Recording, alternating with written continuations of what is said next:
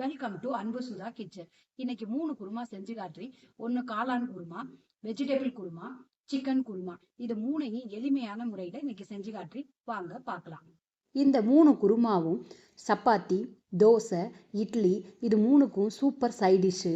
இப்போ ஃபஸ்ட்டு காளான் குருமாவை பற்றி பார்ப்போம். இதுக்கு 1/2 கிலோ காளான் எடுத்திருக்கேன். அதை எல்லாத்தையும் சுத்தம் பண்ணி எடுத்துக்கணும். ஒரு மிக்சி ஜாரில் தேங்காய், சிறிதளவு சோம்பு ரெண்டையும் அரைச்சி எடுத்துக்கணும். ஒரு கடாயில் எண்ணெயை விட்டு பட்டை, கிராம்பு, ஏலக்காய் எல்லாம் போட்டு இஞ்சி பூண்டு விழுதையும் போட்டு வதக்கணும். சிறிதளவு வெங்காயம், கருவேப்பிள்ளை, தக்காளி எல்லாத்தையும் சேர்த்து நல்லா வதக்கணும். நம்ம சுத்தம் பண்ணி வச்சுருக்க காளானையும் சேர்த்து வதக்கி அதோட மஞ்சத்தூள், மிளகாய்த்தூள், மல்லித்தூள், பட்டாணி, சிறிதளவு உப்பு எல்லாம் சேர்த்து நல்லா கிண்டி அதோட நம்ம அரைச்சி வச்சுருக்க தேங்காய் பேஸ்ட்டையும் சேர்த்து ஊற்றி ஒரு கொதி கொதிக்க விட்டு கடைசியாக மல்லித்தலை தூவி இறக்கணும்னா சூப்பரான காளான் குருமா ரெடி. இது சப்பாத்தியோடு வச்சு சாப்பிடலாம். வெஜிடபிள் குருமா எப்படி செய்கிறதுன்னு செஞ்சு காட்டுறி வாங்க பார்க்கலாம். அதுக்கு பட்டாணி, கேரட்டு, காலிஃப்ளவரு, உருளைக்கிழங்கு எல்லாத்தையும் எடுத்துக்கணும். ஒரு குக்கரில் பட்டாணியை போட்டு உப்பு போட்டு தண்ணி ஊற்றி நல்லா ஒரு விசில் வந்தால் போதுமானது. அது நல்லா வெந்து குழஞ்சதுக்கப்புறம் அதை தனியாக எடுத்து வச்சுக்கணும். கேரட்டை பொடி பொடியாக நறுக்கி அதை தண்ணி ஊற்றி ஒரு கடாயில் உப்பு போட்டு தனியாக வேக வச்சுக்கணும். முதல்ல கேரட்டை நல்லா வெந்ததுக்கப்புறம் அதோட உருளைக்கிழங்கையும் சேர்த்து போட்டு வேக வச்சுக்கணும். இன்னொரு கடாயில் காலிஃப்ளவரையும் போட்டு உப்பு போட்டு அதையும் வேக வச்சு எடுத்துக்கணும். ஒரு கடாயில் எண்ணெயை விட்டு கசகசா, சோம்பு ரெண்டையும் வெடிக்க விட்டு இஞ்சி, பூண்டு, முந்திரி, பச்சை மிளகாய், தேங்காய், பொட்டுக்கடலை, உப்பு எல்லாம் சேர்த்து நல்லா வதக்கி அதை ஒரு மிக்சி ஜாருக்கு மாற்றி நல்லா பேஸ்ட் போல் அரைச்சி எடுத்து வச்சுக்கணும். இப்போ ஒரு கடாயில் எண்ணெயை விட்டு பட்டை, கிராம்பு, சோம்பு எல்லாம் வெடிக்க விட்டு வெங்காயம், பச்சை மிளகாய், கருவேப்பிள்ளை, தக்காளி, உப்பு எல்லாம் போட்டு நல்லா வதக்கி நம்ம அரைச்சி வச்சுருக்க தேங்காய் பேஸ்ட்டையும் சேர்த்து தண்ணி ஊற்றி நல்லா கிண்டிக்கணும். நமக்கு எவ்வளவு தேவையோ தண்ணி இருக்கணும்.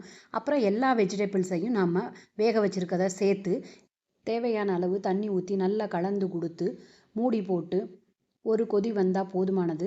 அதுக்கப்புறம் கடைசியாக மல்லித்தலை தூவி இறக்குனோம்னா சூப்பரான வெஜிடபிள் குருமா ரெடி. இது தோசையோடு வச்சு சாப்பிட்லாம். இது காரம் கம்மியாக இருக்கனால குழந்தைகளுக்கு ரொம்ப பிடிக்கும். இதை நம்ம செஞ்சு கொடுக்கலாம் வீட்டில். அதுக்கப்புறம் இதை பூரிக்கும் கூட நம்ம யூஸ் பண்ணலாம். அடுத்து நம்ம சிக்கன் குருமா எப்படி செய்கிறதுன்னு செஞ்சு காட்டி வாங்க பார்க்கலாம். இதுக்கு தேவையான பொருட்களை எல்லாம் நாம் எடுத்து வச்சுக்கணும். அதுக்கு வெங்காயம், தக்காளி, பச்சை மிளகாய், இஞ்சி, பூண்டு எல்லாம் எடுத்து வச்சுக்கணும். அடுத்து ஒரு கடாயில் எண்ணெயை விட்டு சோம்பையும் கசகசாவையும் வெடிக்க விட்டு முந்திரி 2 போட்டு அதையும் நல்லா பொன்னிறமாக வறுத்துக்கணும். அதோட இஞ்சி, பூண்டு, பச்சை மிளகாய் எல்லாத்தையும் சேர்த்து நல்லா வதக்கணும். நம்ம திருவி வச்சுருக்க தேங்காயையும் போட்டு பொட்டுக்கடலையும் சேர்த்துக்கணும். இதுக்கு தேவையான அளவு உப்பையும் சேர்த்துக்கணும். சேர்த்து பேஸ்ட்டு போல் அதை அரைச்சி தனியாக எடுத்துக்கணும்.